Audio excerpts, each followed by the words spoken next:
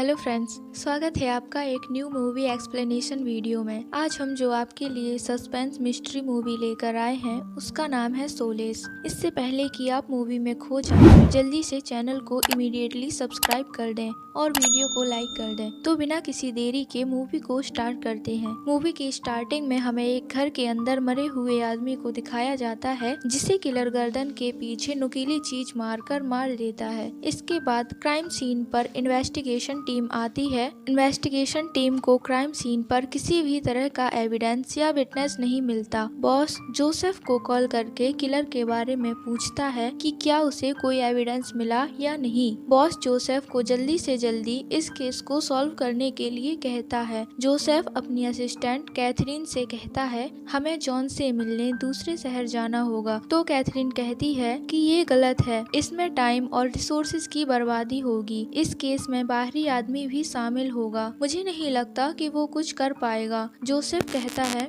एक बार उससे मिल लो, फिर खुद देख लेना। उसके बाद वे दोनों जॉन के घर जाते हैं। रास्ते में कैथरीन जोसेफ से जॉन के बारे में पूछती है कि वो यहाँ कब से रह रहा है। तो जोसेफ कहता है, जब से उसकी बेटी की मृत्यु उसकी अपनी बाहों में हुई, जिसकी वजह से उसकी वाइफ भी उसे छोड़कर चली गई। तो बातें करते करते वे दोनों जॉन के घर पहुँच जाते हैं। घर पहुंचकर जोसेफ कैथरीन को वेट करने के लिए कहकर घर के अंदर चला जाता है। जोसेफ जॉन से बातें करता है और कहता है कि उसे एक केस में तुम्हारी हेल्प चाहिए, लेकिन जॉन किसी भी तरह के केस को सॉल्व करने से मना कर देता है। वे दोनों बात कर रहे होते हैं कि इसी दौरान कैथरीन घर के अंदर आ जाती है।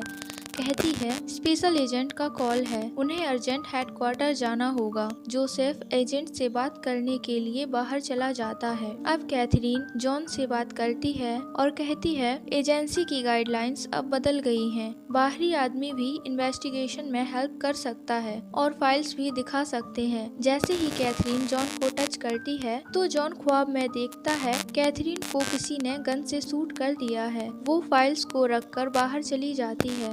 अंदर आकर जोसेफ जॉन से कहता है, अगर उसका इरादा बदले तो तुम्हें पता है कि वो कहाँ मिलेगा। अगले दिन जॉन FBI एजेंसी के सामने जोसेफ और कैथरीन से मिलता है और कहता है, कोई प्रॉमिस नहीं करूँगा, हो सकता है मैं एक दिन रुकूं या एक हफ्ते। जोसेफ उसे एजेंसी का बैच देकर कहता है, ठीक है। एजेंसी के अंदर आते वक्त कैथरीन जॉन से कहती है, बुरा मत मानना, पर मुझे नहीं लगता कि पैरानॉर्मल जैसी कोई चीज होती है। मुझे तो ये सब ढोंग लगता है। आपको बुरा तो नहीं लगा? तो जॉन कहता है, मैं भी इस बात से एग्री करता हूँ। साइकोपैथ का मकसद सिर्फ पैसा कमाना होता है। उंगली पकड़ाओ उन्हें तो वो पूरा हाथ पकड़ लेते हैं।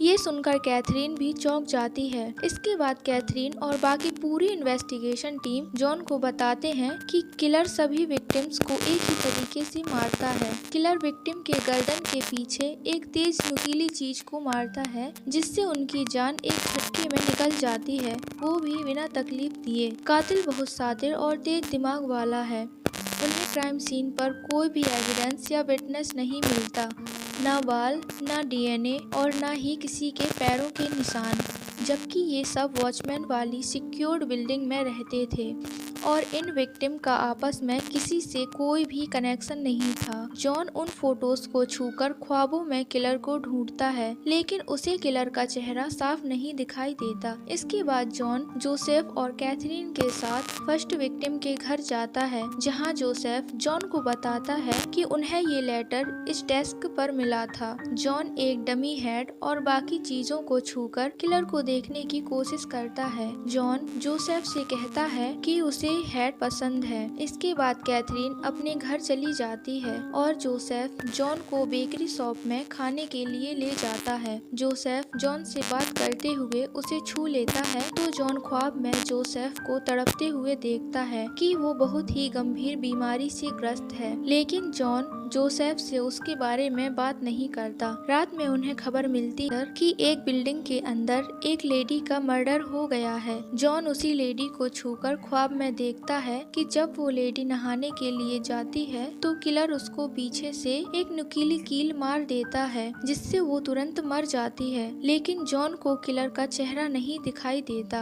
इन्वेस्टिगेशन टीम उसी लेडी के हस्बैंड को कस्टडी में लेकर उससे पूछताछ करती है। उसके हस्बैंड को लगता है कि उसकी वाइफ ने सुसाइड किया है, पर वे ऑफिसर उसे बताते हैं कि उसकी वाइफ का मर्डर हुआ है। ये सुनकर वो दुखी हो जाता है और रोने लगता है। जोसेफ और कैथरीन उससे पूछते हैं कि तुम्हें क्यों लगता है कि तुम्हारी वाइफ ने सुसाइड किया है, तो वो कहता है कि मैंने उसके लिए लेटर लिखा था। वे पूछते हैं कि लेटर में क्या लिखा था, तो कंट्रोल रूम में जॉन पेन को छूकर बताता है वो उसे छोड़ रहा था। तभी कस्टडी रूम में जॉन आता है। जॉन उससे कहता है तुम जानते थे कि तुम्हारी वाइफ मेंटली अनस्टेबल थी और तुमने उसे छोड़ने के लिए जानबूझकर लेटर लिखा था, लेकिन आपने ये नहीं बताया कि वो एक मर्द है और तुम्हें HIV है। वो कहता है तुम्हें ये सब कैसे पता। जॉन कंट्रोल रूम में वापस आकर फाइल्स को दोबारा देखता है, जिससे उनको पता चलता है कि किलर उन्हीं लोगों को मारता है जिन्हें कोई गंभीर बीमारी होती है, जिससे उनकी मौत बहुत दर्दनाक और तड़प तड़प कर होती है। लेकिन जोसेफ कहता है कि उस बच्चे को तो कोई बीमारी नहीं थी, फिर भी उसने उसे क्यों मारा। तो जॉन कैथरीन के साथ उस बच्चे के घर जाते हैं। जॉन उस बच्चे के पेरेंट्स से कहता है कि हम आपके बेटे के कातिल तक पहुंचने के लिए उसकी बॉडी को पोस्टमार्टम के लिए भेजना होगा, जिसके लिए वे हाँ कर देते हैं। पोस्टमार्टम रिपोर्ट में उन्हें पता चलता है कि उस बच्चे को ब्रेन ट्यूमर था। थोड़ी देर बाद जॉन के लिए एक लेटर आता है जो किलर की तरफ से था। जॉन लेटर को पढ़कर बाहर चला जाता है। जोसेफ उसके पीछे जाता है, पूछता है कि बात क्या है, तो जॉन कहता है कि उसने बहुत बड़ा जाल बिछाया है। वो वही करता है जो हम उससे करवाना चाहते हैं। वो हमसे बहुत आगे है, वो बिल्कुल मेरे जैसा है, उसे भविष्य दिखाई देता है। जॉन अपना सामान पैक करके घर जाने के लिए तैयार हो जाता है। अगले दिन जॉन को बहुत ही बुरे ख्वाब आने लगते हैं। बस में उसके पास जोसेफ आता है। जोसेफ कहता है कि हमें एक बहुत ही अच्छा एविडेंस मिला है, अगर तुम उसे देख लो तो हमारी काफी हेल्प हो जाएगी। जॉन जोसेफ से कहता है कुछ बुरा होने वाला है। जॉन उसके साथ क्राइम सीन पर जाता है। जॉन फूलों की टहनियों को छूकर ख्वाबों में देखता है तो उसे कचरे का डिब्बा दिखाई देता है।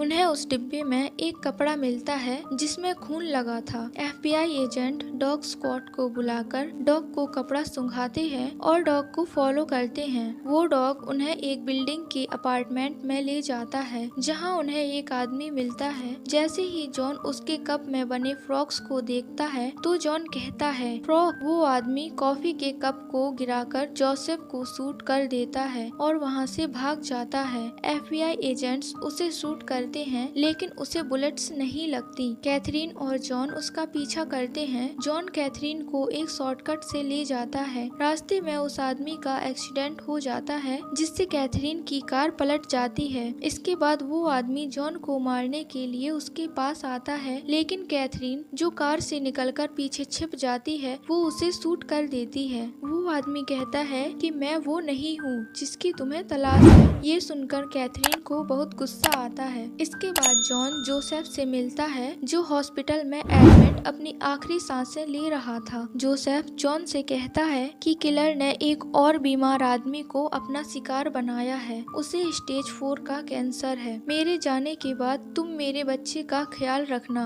इसके बाद जॉन और FBI एजेंट्स सब जोसेफ को श्रद्धांजलि देने के लिए चर्च में आते हैं। चर्च में जॉन जोसेफ के बच्चे को सांत्वना देने के लिए हक करता है। जॉन जोसेफ की मृत्यु से अपसेट होकर बार में शराब पीने के लिए जाता है। शराब पीते हुए वेट्रेस उसका एक डॉक्यूमेंट नीचे गिरा देती है। वो उसे उठाने के लिए नीचे झुकता है तो उसी वक्त किलर जॉन के सामने उसके पास बैठ जाता है। वो किलर जॉन से कहता है कि बहुत दिनों से वो उससे मिलना चाहता था। वो जिसकी भी जान लेता है उन्हें बहुत भयानक तकलीफों वाली मौत से बचाता है। मैं उनको तड़पते हुए देखता हूँ, मौत की भीख मांगते हुए मैं उनको वही देता हूँ जो वे मांगते हैं। मैं तो बस उन्हें आसान मौत देकर उनकी इच्छा पूरी करता हूँ। और पोस्टमार्टम की रिपोर्ट में उनके परिवार वालों को पता चल ही जाता है कि आज नहीं तो कल वे लोग मरने वाले थे। जॉन उसके सिर में वो गिलास मारता है जो उसने हाथ में पकड़ रखा था, तो किलर वहाँ पर शोर मचाकर जॉन को पकड़वा देता है और वहाँ से भाग जाता है।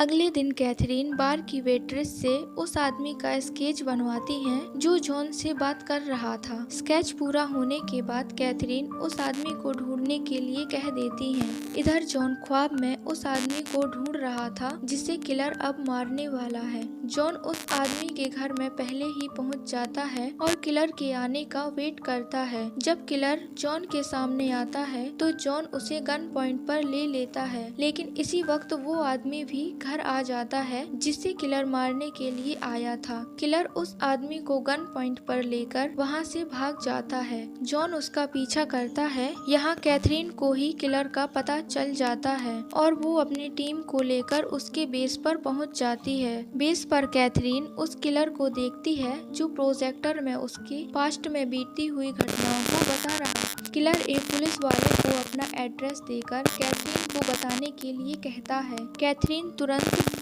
उसके एड्रेस पर निकल जाती है। यहाँ जॉन को हॉस्पिटल का साइन दिखाई देता है जिसे वो ख्वाब में बार बार देखता था। जॉन उसका पीछा करते हुए रेलवे प्लेटफॉर्म तक आ जाता है। वे दोनों एक ट्रेन के अंदर आ जाते हैं। किलर ट्रेन में गन फायर करके सभी पैसेंजर्स को भगा देता है। किलर कहता है कि उसके पास ज्यादा समय नहीं है, मैं अब मरने वाला हूँ, तुम मुझे मारने वाले हो, मैं ये सब नहीं कर सकता, तुम्हें मेरा आखिरी काम करना है, तुम्हें कैथरीन को जान से मारना होगा। जॉन ख्वाब में देखता है कि जब कैथरीन ट्रेन के अंदर आती है तो किलर उसे शूट कर देता है जिससे वो मर जाती है। अब कैथरीन भी रेलवे स्टेशन पर पहुंच जाती है। कैथरीन और बाकी इन्वेस्टिगेशन टीम रेलवे प्लेटफॉर्म को घेर लेते हैं, लेकिन कैथरीन ट्रेन के अंदर चली जाती है। जब कैथरीन अंदर आ रही होती है तो किलर कैथरीन को शूट कर देता है। जॉन किलर को शूट करके कैथरीन को साइड में धक्का दे देता है जिससे कि किलर की चलाई हुई गोली जॉन के सिर को छूते हुए निकल जाती है, जिससे कैथरीन की जान बच जाती है और साथ में वो किलर भी मारा जाता है। इसके बाद जॉन को हॉस्पिटल में एडमिट किया जाता है। हॉस्पिटल में कैथरीन जॉन से मिलने के लिए आती है। जॉन कैथरीन को एक लेटर देकर अपनी वाइफ को देने के लिए कहता है। कुछ दिन बाद जॉन की वाइफ उससे मिलने के लिए एक पार्क में आती है और अब वे दोनों साथ में रहते हैं और ये मूवी यहीं पर एंड हो जाती है। आपको ये psycho serial killer suspense murder mystery movie कैसी लगी, हमें कमेंट में जरूर बताएं। उम्मीद करते हैं आपको ये कहानी पसंद आई होगी, तो वीडियो को लाइक करें और अगर आप चैनल पर नए हैं तो चैनल को सब्सक्राइब करें, जिससे हमारा मोटिवेशन कंसिस्टेंट बढ़ता रहे। Thanks for watching this video.